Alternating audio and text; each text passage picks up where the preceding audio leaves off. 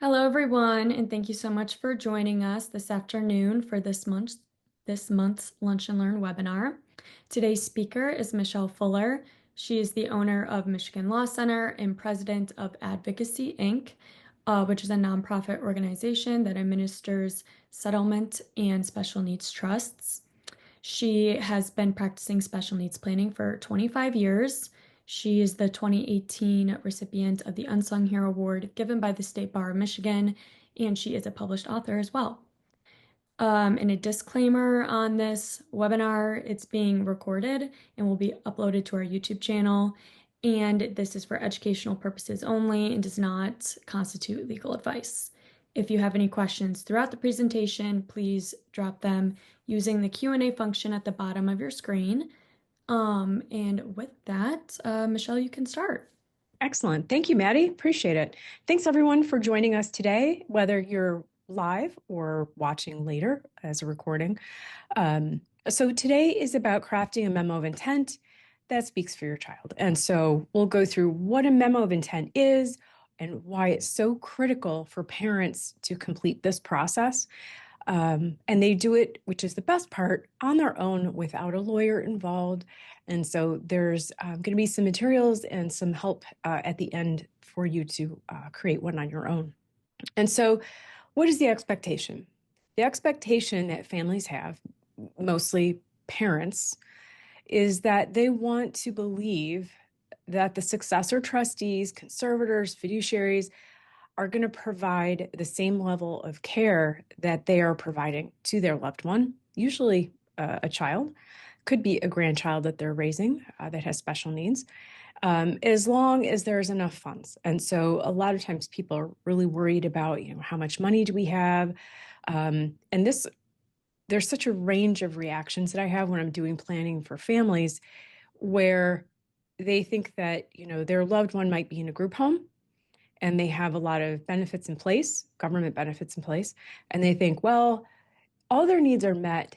They don't need anything more. And so we're not going to leave them anything. And that's one end of the spectrum.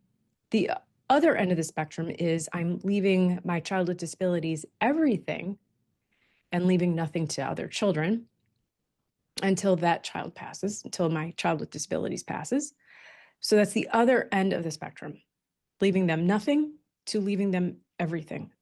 And then there's a whole range in between, right? And so most of the time, people start with equal shares among kids. But what we're focusing on today is really not the legal part of things, the legal part of planning, but the expectations that people have are pretty extraordinary. And sometimes it's always a little bit of a shock to me when parents are discussing this for the first time with their adult child, that they anticipate taking care of their sibling with disabilities.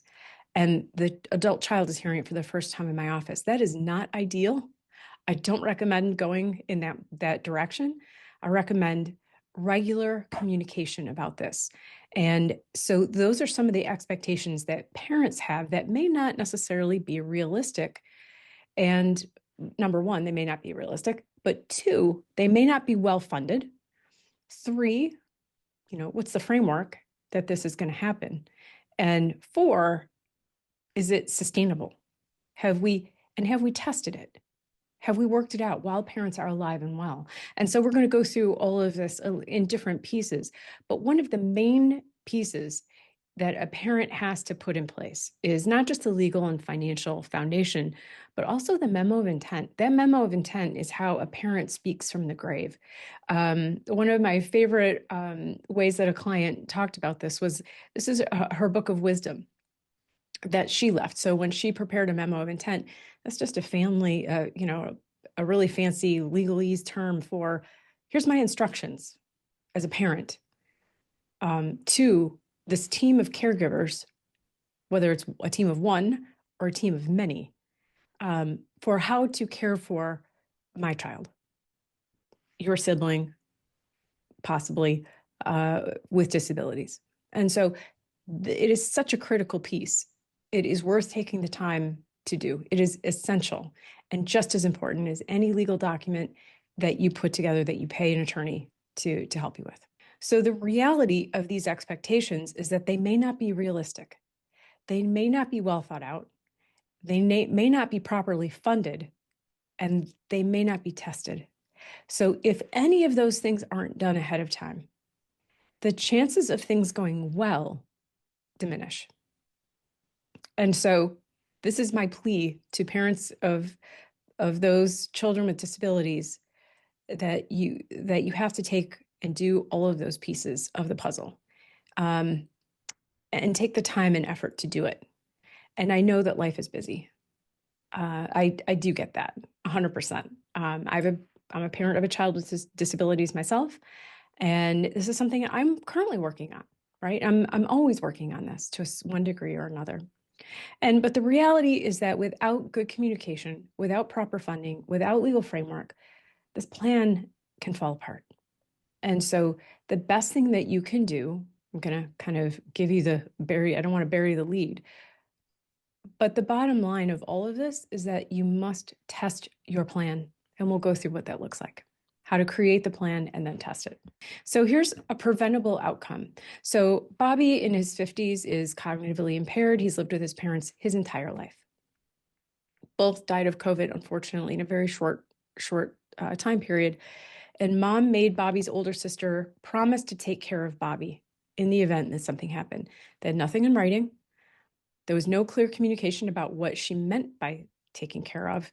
And so what ended up happening was kind of a disaster. And so Bobby was well cared for. He went to go live with his older sister. But what ended up happening is that older sister was in a new marriage, and she was about to retire. She was quite a bit older than Bobby. And she was building her dream house. And Bobby had been taken care of by mom and dad. While he, was probably capable of doing more than he did. In other words, like being able to self-care, like be able to sort his laundry or even do his own laundry, maybe prepare something simple like toast or use a microwave, getting himself dressed. Even though he had some capabilities to do some of those things, mom and dad did everything for Bobby. So he had very little life skills. And not only that, they had never tested it out, where sister didn't have significant periods of time with Bobby. And so it had a very unfortunate ending in that the adult sister's life kind of fell apart. Her new husband wasn't in on having Bobby there full time. And the sister felt like she would be letting down her parents. She would be violating the promise that she made to her parents to take care of Bobby. And in her mind, taking care of Bobby meant him living with her. And she could not live with herself if she wasn't taking care of Bobby to that extent. And her life didn't end up so well. That was a completely preventable outcome. And I know that, some parents, they're like, yeah, he was our responsibility, and that's what we want. We want you to completely take responsibility for all aspects of his care. If that is the expectation, then it should be communicated. And that responsibility should be accepted by whoever is meeting that expectation. Some people embrace that and they love it and they can't think of any other way to live. And that's who they are. That's who they are with their family. And they're a package deal. In other words, to any significant other, she and Bobby are a package deal. But that wasn't the understanding. And so that's where you have unrealistic expectations that could not be met. And that's where disaster strikes. And so we don't want that. If what we want is to test this out, we want to have clear communication and test out what this plan looks like. There's nothing wrong with that kind of plan. Let me make that clear. Not at all. As long as there's clear communication and that the expectation is not just met, but embraced, right, by the receiving party. In other words, the older sister. And so what we're going to talk about today is how to communicate those things and get ready for when those things happen. Like nobody could have anticipated that both parents would pass away from COVID in rapid succession. But we do know that with 100% certainty, each one of us will expire. We will not live forever.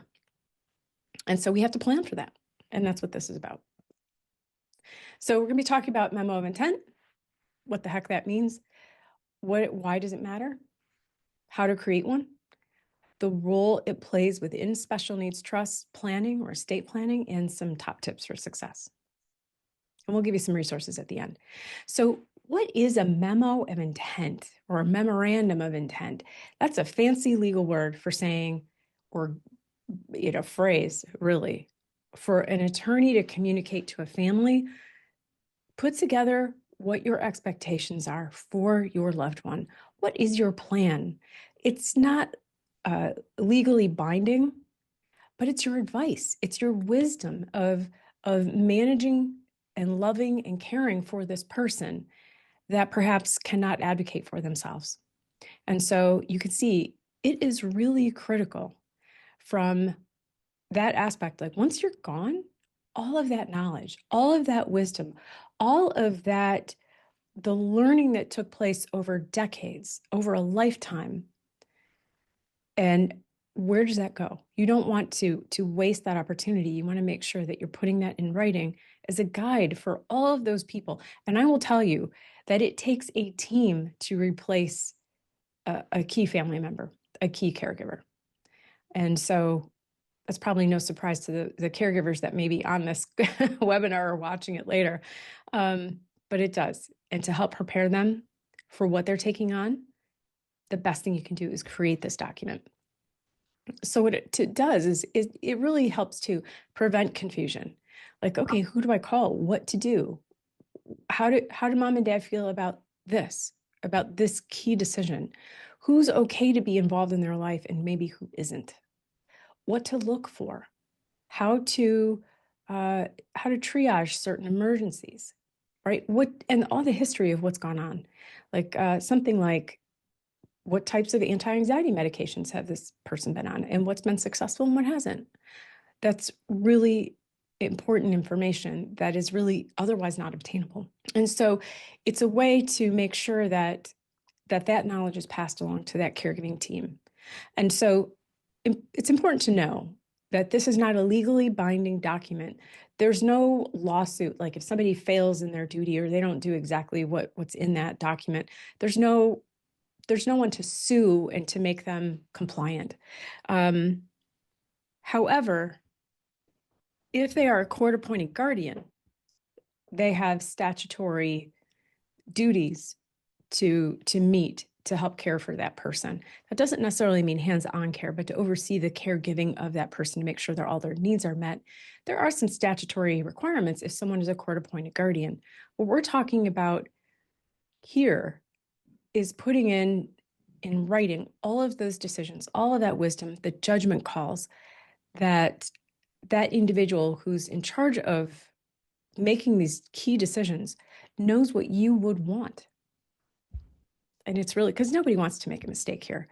Everybody wants that additional guidance and reassurance that what they're doing is the right thing. And so that memo of intent, it really, after you're passing, after you're gone, or even if you become incapacitated yourself, that becomes your voice. That guiding hand that people are looking for when they're trying to make decisions. So a trust document is that legal document, that legal trust. It is a contract, and that is not a place to put all of these insights, all of your learning, the challenges that you have faced or that your loved one has faced and overcome. And that is not the place for that. It is all, it's a legally document. You're not going to put all of that warm, fuzzy stuff into a trust. And so I have to tell you that very, very few times is a successor guardian or power of attorney well prepared.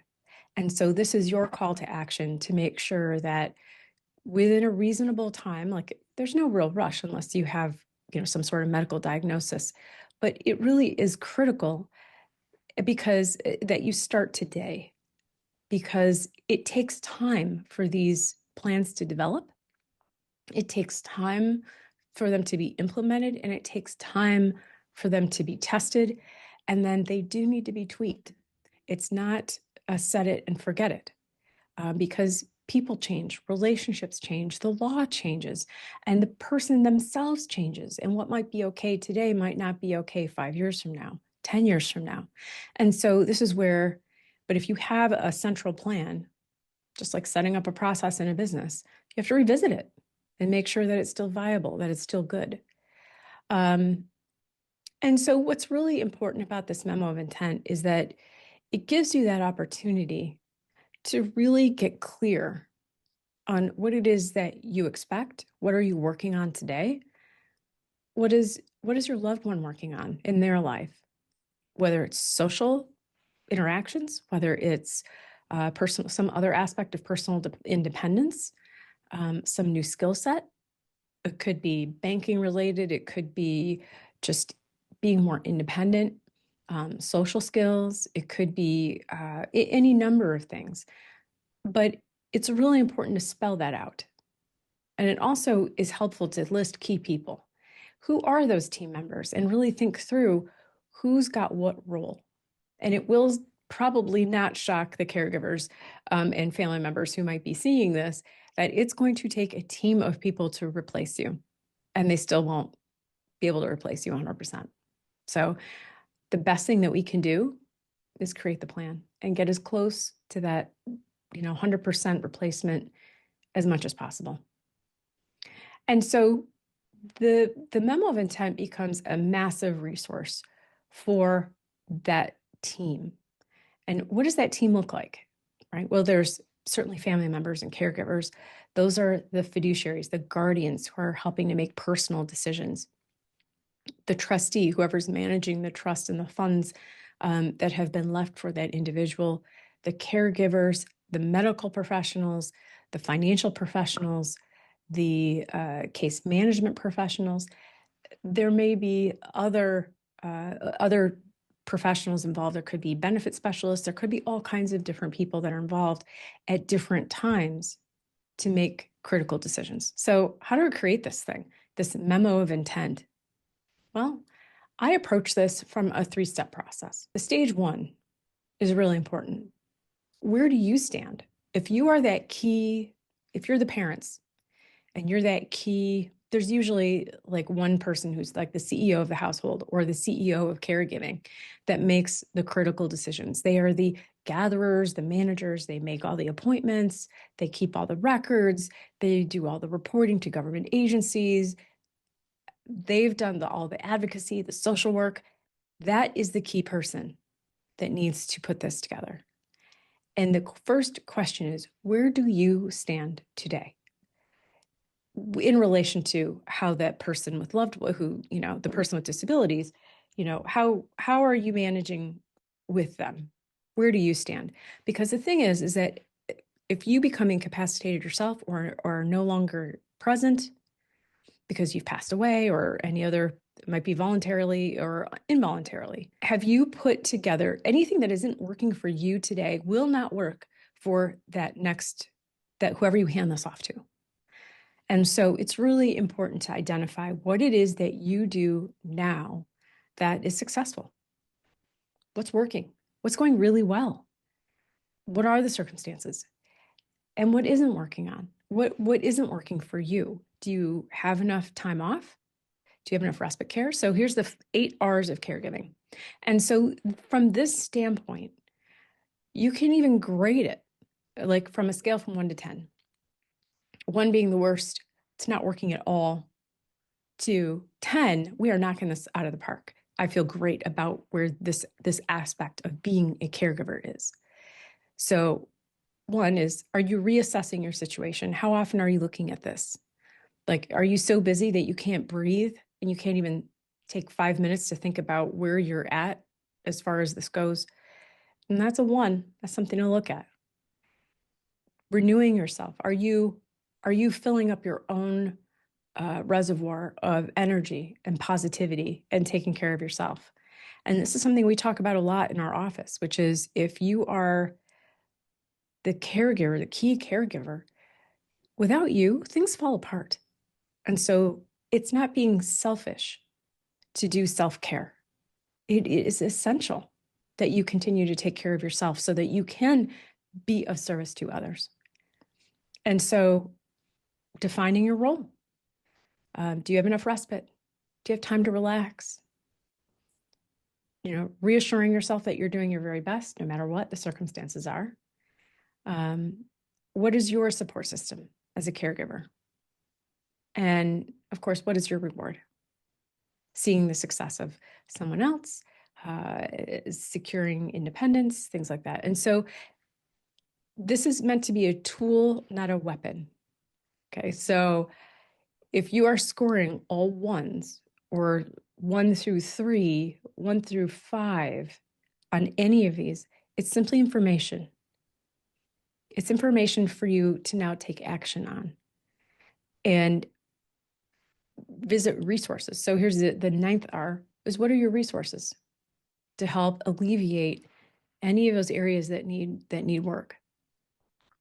And so this might be where you call in a therapist or a special needs planning attorney to help find out where you can create some space for yourself. If that's where, whatever your action items are from here, that's what you focused on first, right? So it's kind of the airplane method. Adjust your own mask before helping others. If you aren't getting good care for yourself and you have no room, that is where you start. Okay? So that's why we also start from the standpoint, like, if anything isn't working for you, it certainly will not work for anyone who takes your place or tries to. And so this is a good place to start. Then we look to your loved one, the person with disability who's receiving the care. And we look at, again, you can kind of use this as, in this list, as just a very top level list. But you can go through and think about, like, what's their quality of life right now? And if their quality of life is a 10, but yours is a 1, that's not going to work. It's not a sustainable plan. So the idea would be, right, this is a clue, this is a signal that you're going to need additional resources so that your life is closer to a 10 while maintaining theirs at a level 10 as well.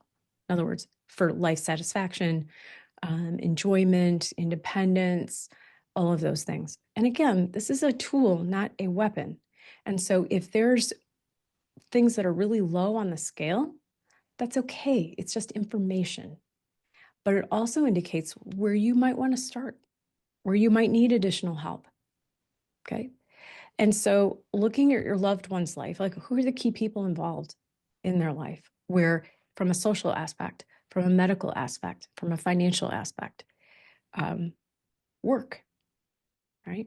Entertainment, living, independent living skills, or other support. When I'm talking about people with disabilities, I am gearing my discussions toward people that have very low level of functioning. And of course, this doesn't necessarily take into consideration people who have much lower needs, or they may kind of come in and out of needing additional assistance. And so please don't think that, we have clients of all ranges. Some of them just have physical disabilities and are, completely, highly degreed and educated and able to make a lot of these decisions on their own, but just need physical help. But what we are referring to mostly in this is the people who have the greatest degree of need. But that doesn't mean, if somebody has high functionality and very low support needs, that doesn't mean they have no support needs. They just have low support needs. That still means that they need a memo of intent. And it's also important to make sure that you include whatever your values are. How do you want this money used for that individual? That is still really valuable information for anyone who's making decisions after you're gone. And so at Advocacy, when we are looking at how to administer these trusts, we love having that document, because we want to stay as close to the intent of the family who've provided the funds to stay within whatever their values are.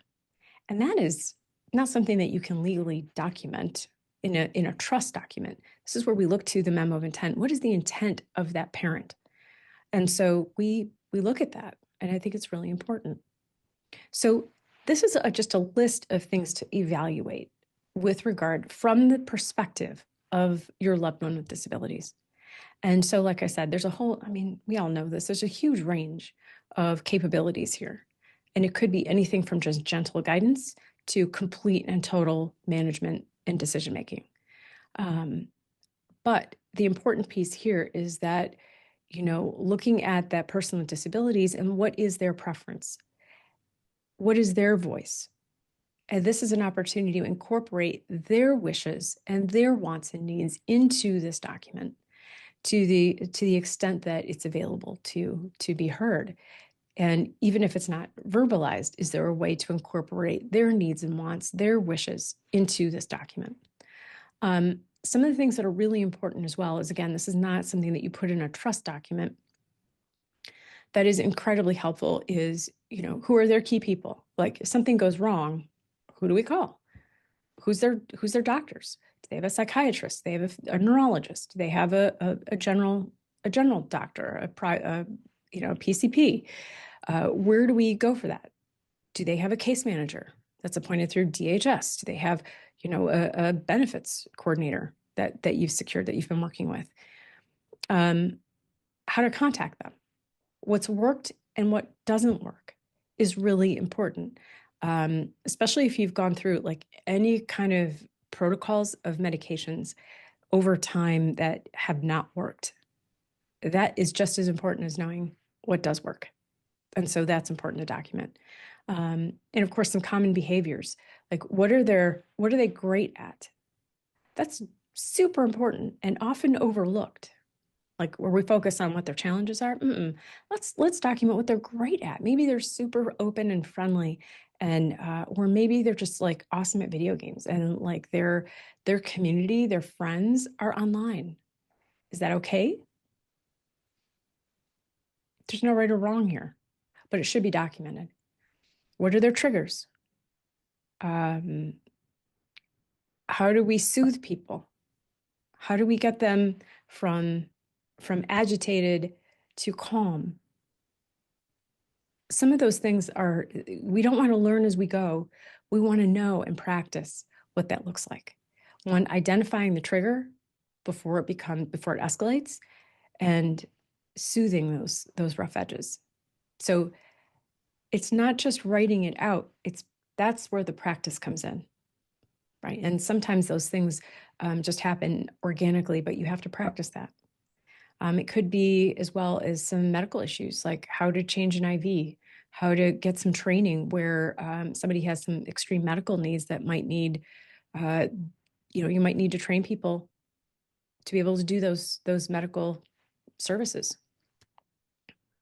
And so all of that should be assessed from the point of view of that loved one. That's stage 2. Stage 3 is definitely visualizing the future. I don't think you can visualize what happens next if you just identify like where we're at today. It's really hard to visualize 5 or 10 years out in the future. If your life is not working well and the person with disabilities, their life isn't working very well, it's very hard to think about any kind of rosy future, right? And so that's why we start with you and with them in present day. And then we think about what it is that you want. What does it even look like? Do you want them to live independently? Are you really committed to having them live in their home? And so sometimes working with a special needs planning attorney, somebody who's very experienced, can help ferret out some of these things where you're like, well, maybe, or think out of the box. Like maybe instead of them living, you're all living together, maybe you have a retirement plan where you actually exit the family home and they stay. So starting to challenge some of these assumptions should be kind of also what happens during this process. And it is a process. And so these are some basic questions to start to ask yourself about visualizing the future. Are there things that you should continue to do that are working well? It could be a day program. It could be the respite care. It could be the caregiver, like a key caregiver that's been with your family for a long time, that's become family themselves. That might be working really well, but that person might be, in 5 years, might be retiring. And so it might be that you start looking for their replacement sooner than you had thought. Or maybe they want to exit, go take care of their own grandchild, or have a different future for themselves. And so we have to start looking at that. Is there something that you should start doing that you aren't doing today? Is there something you should stop doing? Something that's not working well, like, ooh, this day program is not going well for this person, or this activity, they really don't enjoy this or aren't thriving in this setting. Maybe we need to change this, some aspect of that. It's better to do this now while you're alive and well than it is once an emergency happens. And some of these plans might be huge, like housing.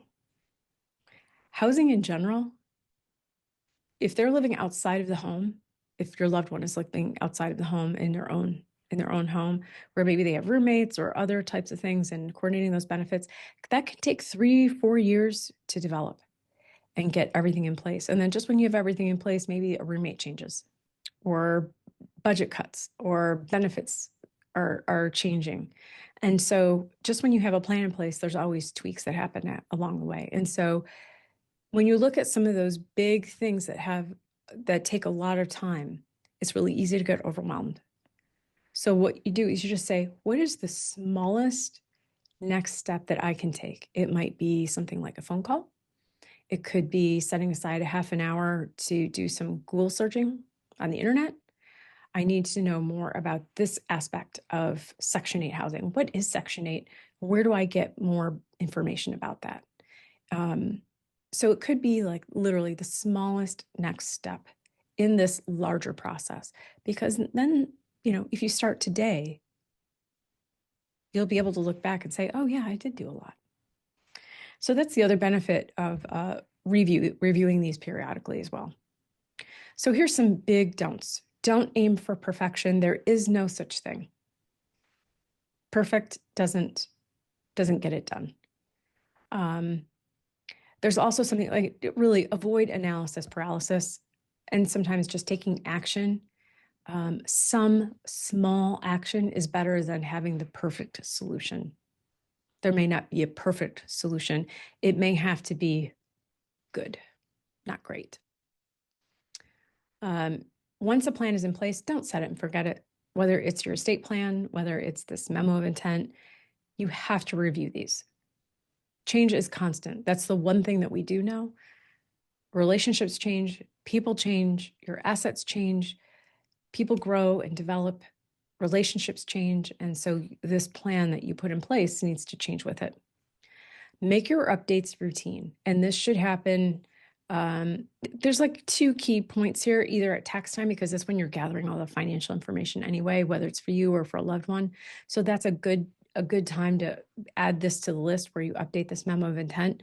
But often we do it on our loved ones' birthdays because you're thinking about them anyway.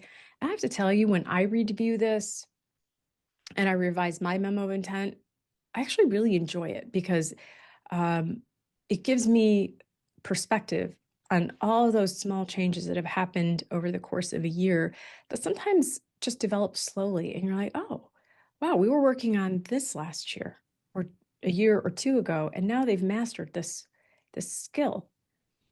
And so it's amazing when you only learn when you look back. And so it's really important to make sure that you're updating this every year. So the hardest time, of course, is the first time you do this. And then after that, it does get easier. But the last don't, and it's in italics for a reason, don't assume.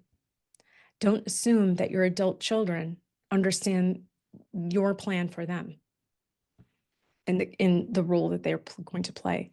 Don't assume that they're on board. Don't assume that you have enough. Don't assume that everything's tight, that all your documents are in order.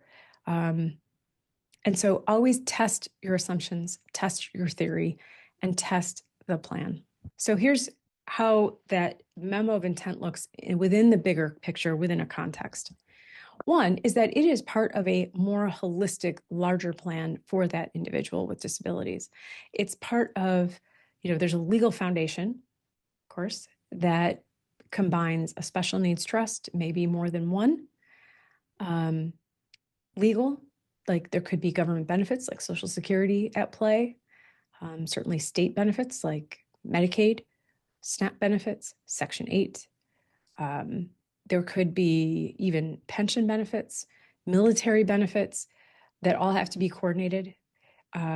things like guardianship interaction or powers of attorney that are executed by that individual with disabilities, coordination of funds, ABLE accounts, financial management. You can see there's a whole, this is an overused cliche, but a holistic plan, meaning that you're looking at the person from a financial standpoint, caregiving standpoint, socialization and fulfillment, community interaction, government benefits, trust, the trustee, probate court, all of that has to work together like a clock. You've got different gears, and some gears drive other movement.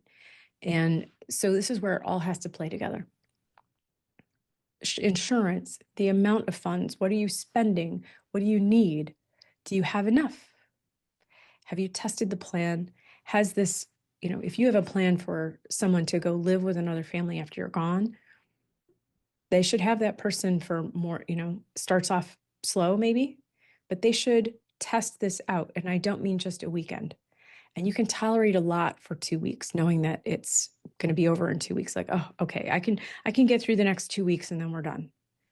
If this is forever, you should really test it out for much longer than you think. And do you have to do that right off the bat? No, you can grow into that. You can test it out over a period of time. That's totally okay because it's coming from you. You have to decide what's and because you're doing that, if you take something like that on, then you must communicate with that other party who's going to be doing the receiving, who's doing the care. And so, and if something isn't working, okay, it's information that we can now do something about. And so it helps to identify what's working and what isn't working without the pressure of a crisis. So the first step is really creating that memo of intent.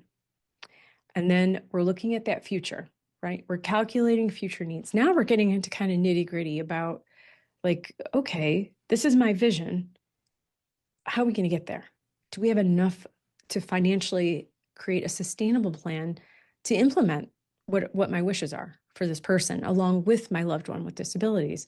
And then you've got establishing the legal foundation that helps make all of that work and run.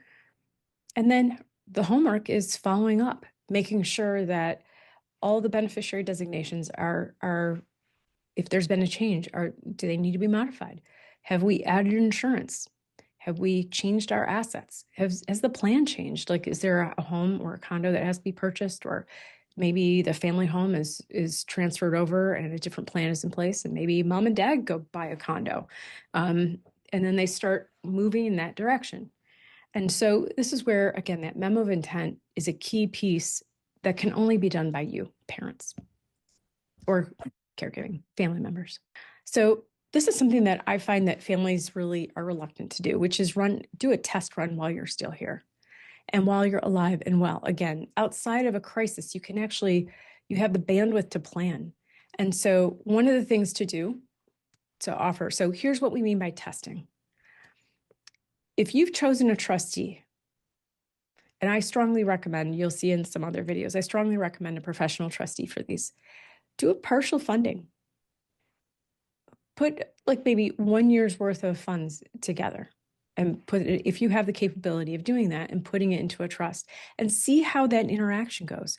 See how the trustee runs the trust. See how the beneficiary reacts to that and responds. Are they able to comply? Is that the right fit for your family and for your person with disabilities? And if it's not, the financial investment is small and you can make a change. The other is looking at a TrueLink card. So we've done some webinars on ABLE accounts and TrueLinks that you can look at for more resources. But a TrueLink card was like, how does that work? How do we stay within compliance? How is my loved one able to navigate that? And are they able to do the record, take on the responsibilities that are required to use that type of a card? Yes, parents of children with disabilities, you are entitled to a retirement as well. What does that look like? What are the vendors? What are the key people and resources that need to be put in place for you to be able to enjoy a retirement and have some significant time away? It's really important for families to do this because you will not be around forever. And it could happen slowly over time, or it could happen very suddenly. And so you want to make sure that you've got people lined up who are aware of the circumstances, things have been well communicated, and you know what the plan is in the event something happens. Transferring responsibility over time. Again, these are the key test areas to test. Transferring responsibility for managing benefits, day-to-day finances, household management, caregiving, socialization, doctor's appointments. And again, you're not going to just hand this off in a bundle. You're going to start with one small piece of things and then watch and see how it goes. You're there to be the guiding hand and answer questions. Certainly integrating other resources into your family plan and in a form of a transition. So that could be acting as trustee or assisting with socialization, community involvement, work, even, church or religious involvement, that type of thing. Like start transitioning away some of those key responsibilities that perhaps maybe you start with things that are going really well and that you are confident about transferring that responsibility, test it, see how it goes. And if it doesn't go well, take it back, right? Or adjust. Certainly handing off the responsibility for assuring quality of life. What does that look like? And who do you hand it off to? What is the guidance that someone would need in order to do a great job? And then certainly managing non-critical medical decisions could be, your annual visit to the neurologist. Maybe you start incorporating, instead of just you and your loved one going, your adult child, maybe that potential substitute caregiver comes in and you start integrating them into your decision-making and planning and having them meet the key professionals that are involved in your adult child's life, your disabled child's life. So that's kind of just the tip of the iceberg of going on a test run. So this is where the other aspect is more personal, right, to your loved one. So that first is you can, try and take a step back and look at it maybe from an outsider's perspective. In that, are there things to work on, right? Again, this is just information. And what do you do? What do you do in your home? Particularly if your loved one with disabilities is living with you, what is the duties? What is that you do for them? How do we clean up after a meal, right? So this starts with modeling best practices, modeling to the extent that your loved one can care for themselves or you're working on certain life skills. This is where you start to work on those. And remember where we started, where, what's going on in your life, what's working for you, what isn't working for you. Anything that's below a 7, you need to work on, right? And there's some things that are easier than others, of course, right? So one of the things is like model best practices, model the behavior that you would expect. So how do you clean up after a meal, right? Sometimes things that we take for granted are not intuitive to others. For instance, my daughter has autism, and when I asked her to make a list, she gave me a list that looked like just a block of words in a paragraph form. And I realized that what I thought of automatically about making a list is that you designate one item at a time and it looks a certain way where it's in a column, step 1, 2, 3, 4, 5 in a nice, neat column. That was something I completely took for granted because when I got her list, it looked like just a block of words. And so it can be those assumptions that you have to challenge. Things that are intuitive to you may not be intuitive to the person that you are trying to care for. And so modeling some of those behaviors is really important. How to clean up after a meal and why. Why do we do that? Right? What to do after you shower. Is there a list? Is there a routine that you do that needs to be listed out that maybe they can start doing some of those things on their own? washing, drying, folding, and putting away clothes. What's the process of laundry? So some of these are life independent living skills. Why we do certain things, like why we brush our teeth for 2 minutes, right? Or are there other, I know that, like, for instance, just that type of thing. If there are sensory issues, if there are also like some functional issues, like where sensories, where there's kind of a gag reflex that happens. If there's some issue with that, there are some new developments. Okay, is there some new technology that will help alleviate this issue or help reduce the sensitivity to this issue or the amount of time that's required for this issue? Things like, why do we wear deodorant? What type of deodorant? Is there something, again, with sensory issues involving? It might be a spray is better than a roll-on, or a roll-on that feels wet might be not a good idea for something that, unless something feels like super dry. Is there, so there might be some things that there's a response to a reaction that we're taking for granted. And so, like, working through some of these things, just one thing at a time. Trying to make it playful and not like a scold, but playing a game that even could be rewarded, right? Make a game. And so what we're talking about here is like modeling independent, like, living skills as much as possible and working on some of those types of things.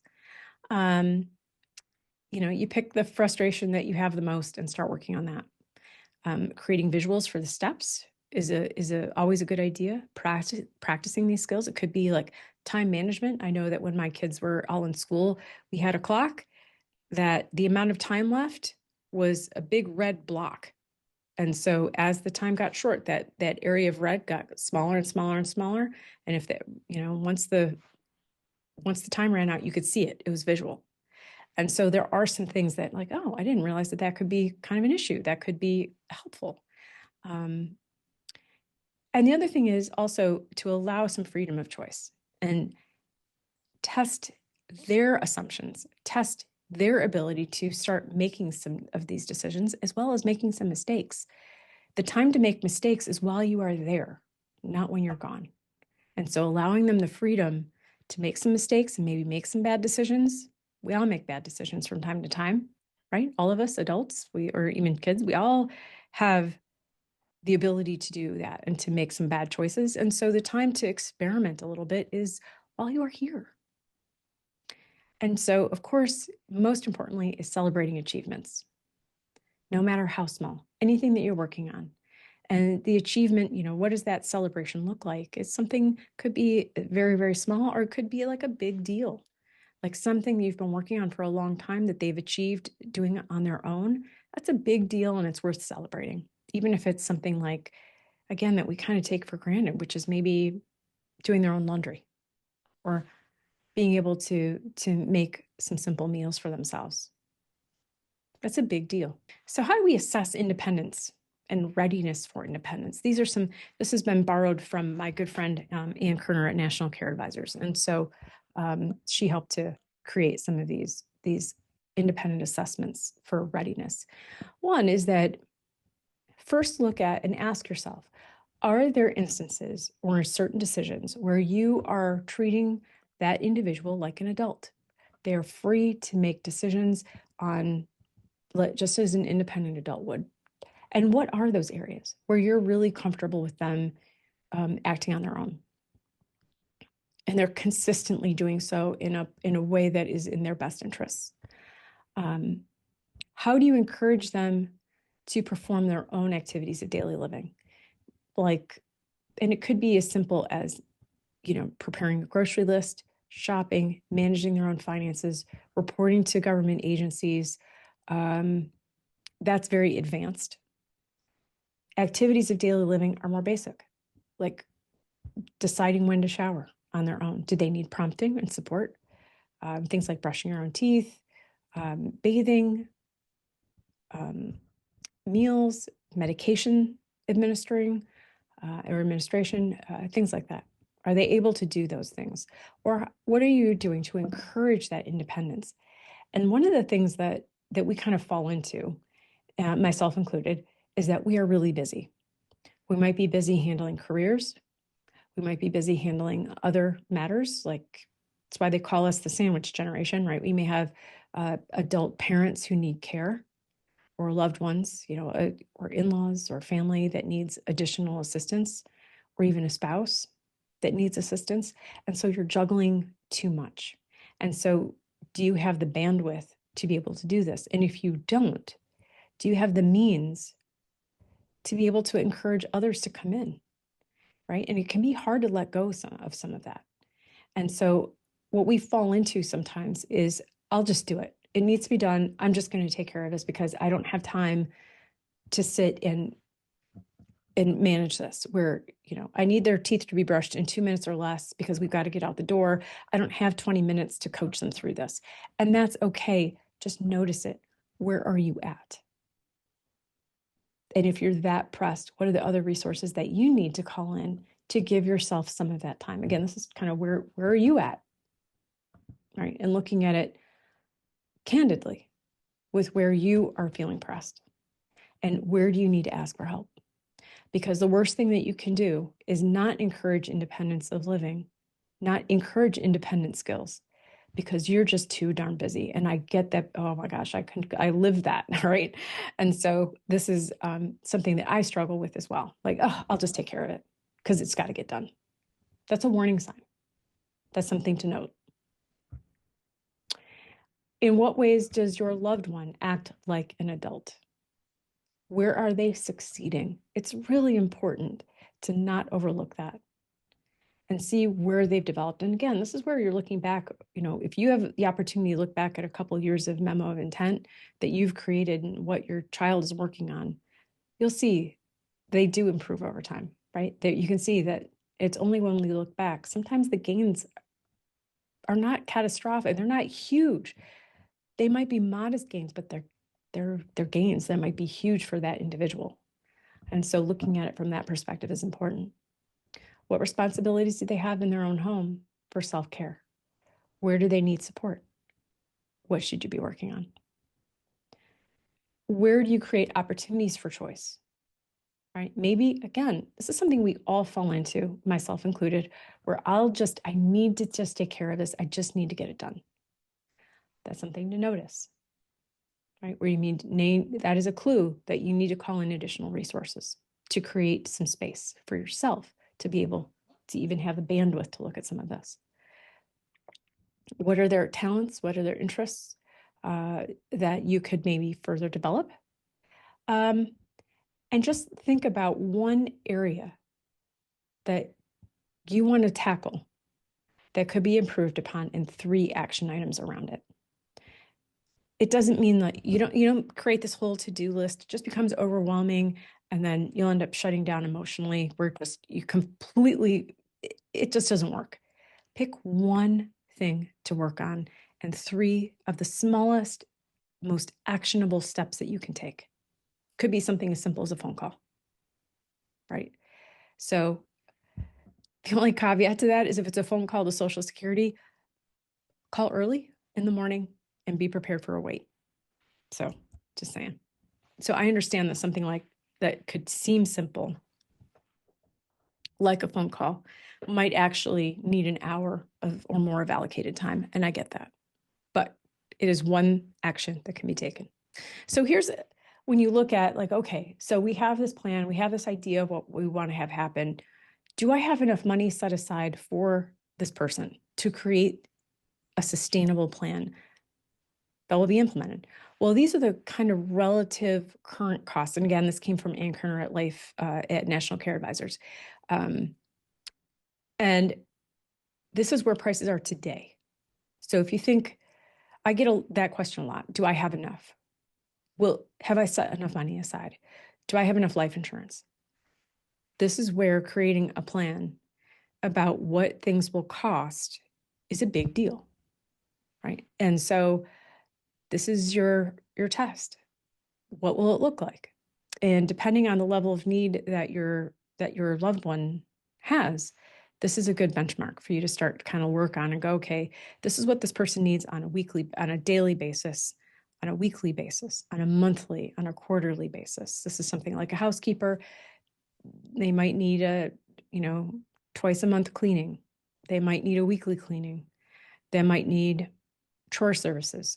And then what's available in your community to help fill gaps where you've got maybe guardian or conservator fees or other types of fees that can relieve some of the costs that you see spelled out here. So then we look at creating budgets, right? And I don't like the word budgets. It's so restrictive, but in this sense, you have to know, like, one of the things that gives parents comfort is knowing that they've done a good plan. It's updated with reasonable certainty. We know it's sustainable and that there's enough money there. And so what we look at is the income and resources that are available to that individual. And we have a whole thing about SSI, SSD, DAC benefits, and and working with a good financial advisor is always beneficial here. Somebody who has a lot of experience with special needs planning can be incredibly valuable in helping with this key piece of things and assessing whether you have enough and what gaps, how you can fill gaps, including insurance is a huge bonus here to help meeting needs. Because when is that money needed? It's not while you're really here, it's after you're gone to be able to implement some of these other plans. And so this is where you look at, what do we need as far as life insurance? And then what can we afford? And how do we make it happen? So it might be something from a inexpensive, like a term life insurance policy. It could be a second to die policy. It could be some permanent insurance, like whole life. All of those are really, really important to look at. What is the income that we can kind of anticipate for this individual? What are the expenses that we can reasonably assess? And then what's left? Are we short? Are we over? Are we way over? And so all of this will help to contribute to the decision-making within the legal documents themselves. So if your pot is your pot, you're like, look, I know we've got other kids, but they're all self-sufficient, they're all working, they're all self-supporting, and we really need this pot to go to their sibling with disabilities. And if there's anything left over, then they get everything that's left over. But until then, our child who has no ability to care for themselves or earn money for themselves really needs this whole pot. It really does contribute from a base of a place of education as to how, whatever that pot looks like, how that's divvied up among neurotypical kids, your children. And, I always say this, that what's fair isn't always right and what's right isn't always fair. And so, but again, clear communication and the fact that you did some of these projections, you've got documentation that help to substantiate how the decision process occurred, will help alleviate any kind of sore feelings after the fact. And so again, this is where going through this exercise is extremely valuable. So this is what this kind of looks like. You putting together this budget and assuming an annual inflation rate of 2.5% over 40 years, the expenses might be from 66,000 where they increase to more than double. And so this is where this is the other caveat, and we can see this playing out in the news a little bit, which is a lot of parents will assume, for instance, somebody's in a group home, that all their needs are met through Social Security and Medicaid, and they won't have anything else is fine. They don't need anything else, and so they won't leave them anything. But we can see that budget cuts are real. Those benefits that you're counting on and enjoying today may not be here 5 years from now, 10 years from now. And the worst part is it may not be here after you're gone. And so this is why don't assume all of those same benefits will always be available. And so this is where if there's surplus, that's fine. But if you run out of money, that's not so great. And so we always want to make sure that there's plenty there if possible. So here's my top tips. Start with small steps. They add up over time. You don't have to eat the elephant in one bite. You don't eat the sandwich in one bite. You one small bite at a time. Do not let yourself get overwhelmed because it can truly be overwhelming. And if you are living in a space where you are at, when we looked at that self-assessment and you're living and it's all ones, no tens, that's information. If it's not work, that means that you need to ask for resources and help. That's a clue. Okay. Do not beat yourself up about it. Just take one action, one thing that bothers you the most, and start taking action around it. To update this memo of intent annually, whether it's during tax time, Christmas time, their birthday, your birthday, Mother's Day, Father's Day, something like that, whatever it is, have a trigger, have a calendar event date, and you take the time to do this memo of intent. When you're done, to the extent that you're comfortable, share it with your legal advisor, your financial advisor, and if you're comfortable, your caregiver team, your successors. Prepare them for success. Don't aim for perfection. It does not exist in this life. Nothing will be perfect. If you're looking for perfection, you will be disappointed. Look for good and areas to work on. Don't keep it locked away in a place that's inaccessible or password protected. Keep it accessible to people, and the key people who, like especially in emergency, they need to get access to it right away. Make sure it's accessible to them. Don't make assumptions without testing them, without communicating expectations. And test your plan. Test it over again and over again and over again with regularity. Here's some additional resources. We love the Danny Plan. So at Advocacy, we have our own Danny Plan for our clients. And the Danny Plan, if you check it out, is a way to organize all of this. So your memo of intent doesn't necessarily have to be like literally a document that you sit down and write. It could be, and this is where this was created by a parent of a child with disabilities. How do you organize and share this information from Social Security, probate, IEPs, all of this stuff, all these different aspects of things? The Danny Plan is a great place to do that. It's a very reasonable amount of money to become a member. I strongly encourage you to take a look at that. National Care Advisors, they are my secret sauce. We use them all the time when it comes to benefits coordination, creating a special needs plan, doing an assessment. They're fantastic. And Moving to Mastery is an educational platform that my husband and I started, and there's tons of information on there.